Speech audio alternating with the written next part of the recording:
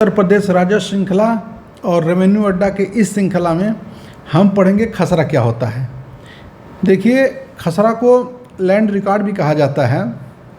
इसको हम क्रमबद्ध रूप से सरल भाषा में इस तरह समझेंगे कि किसी का खेत का कब्जा और उस पर कौन सी फसल बोई गई है। मतलब आपको सबसे पहले जानना है, इस पर मिलेगा आपको कि कब्जा किसका है, ठीक। फिर उसके बाद खसरा में जानना है कि फसल जो है, फसल कौन सी बोई गई है। फिर उसके बाद उसका क्षेत्रफल क्या है, जिस खेत का है उसका क्षेत्रफल क्या है। फिर उसके बाद हम जानेंगे कि खसरे में क्या दर्ज है, वो तो पता चल जाएगा, ठीक है। तो अब इसको और सरल शब्दों में हम समझते हैं कि ये रहा कि सरल शब्द को समझने का मतलब देखिएगा, समझिएगा कि ये रहा किसी गांव का खेत। छोटा सा एग्जाम्पल बता रहे हैं। ग्राम का नाम है, रख लेते हैं हम एग्जाम्पल के तौर पे सेहदा, ठीक। ग्राम का नाम ग्राम सेहदा है। इसको कुछ गांठों में हम विभक्त किए हैं, ठीक। एग्जाम्पल है, उसी तरह आप समझिएगा। तो सबसे पहले हम इसको ग्राम का जो है, ये ध्यान दीजिएगा, जो ये ग्राम का बना गया था, ये मुग़ल पीरियड में ये व्यवस्था किया गया था राजा टोडरमल के द्वारा। और प्रत्येक वहाँ पे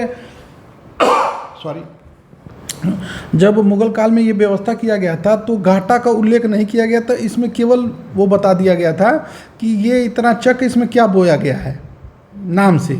लेकिन मुग़ल काल में तो ये व्यवस्था किया गया था राजा टोडरमल द्वारा कि किस खेत पे क्या बोया गया, उसी के दर पे उसका कर निर्धारण किया जाता था, उनसे टैक्स वसूला जाता था। लेकिन मुग़ल काल में जो है वो घाटा की व्यवस्था कर दिया गया था, ठीक है।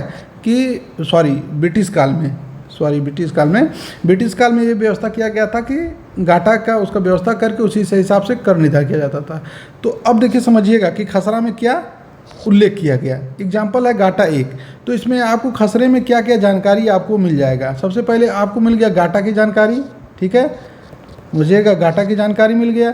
फिर खातेदार का नाम, मतलब कह सकते हैं कृषक का नाम, ठीक है, लिख दे रहा हूँ कृषक, कंफ्यूजन न हो, ठीक है। इसके पिता का नाम, ठीक, माने जो भी गार्जियन हो। इसका क्षेत्रफल, श्रेणी माने भूमि की श्रेणी, ये क्षेत्रफल है, भूमि की श्रेणी, ठीक, श्रेणी भूमि, ठीक है। कब्जेदार का नाम तो वही कृषक का नाम हो जाएगा। मूल चीज़ जो इसमें जानना है, फसल का विवरण। अच्छा, फसल का विवरण में भी समझिएगा कि इस तरह फसल का विवरण जो है स्पष्ट किया गया है यहाँ पे कि कितने हिस्से पे क्या बोया गया है और कितना हिस्सा खाली या परती है, ये समझिएगा। कोई भी फसल हो, ठीक है, खरीफ, रबी, जायद, किसी भी प्रकार का फसल क्या बोया गया है, कौन सा विवरण है। और मूल चीज़ साथ ही साथ इसमें यह है कि जो फसल बोई गई है उसका सिंचाई का साधन क्या है। ये मुख्य सिंचाई का, कि किससे, नदी से उसका सिंचाई हो रहा है, ट्यूबवेल से उसका सिंचाई हो रहा है, कुआं से उसका सिंचाई हो रहा है, कि अन्य स्रोतों से उसका सिंचाई हो रहा है, ये भी है। और भूमि का उपयोग किस प्रकार से है, हम कह सकते हैं भूमि उपयोग, ठीक। तो खसरा में ये रिकॉर्ड आपका रहता है। हमें आशा है कि आपको विस्तृत रूप से इसकी खसरे के बारे में पूरी जानकारी हो गई है। कोई भी ऐसी जानकारी अगर आपको लगता है कि वीडियो में मेंशन नहीं है तो आप इसको कमेंट करिएगा, आपको फिर से एक वीडियो बना के आपको अपलोड कर दिया जाएगा। धन्यवाद, नमस्कार।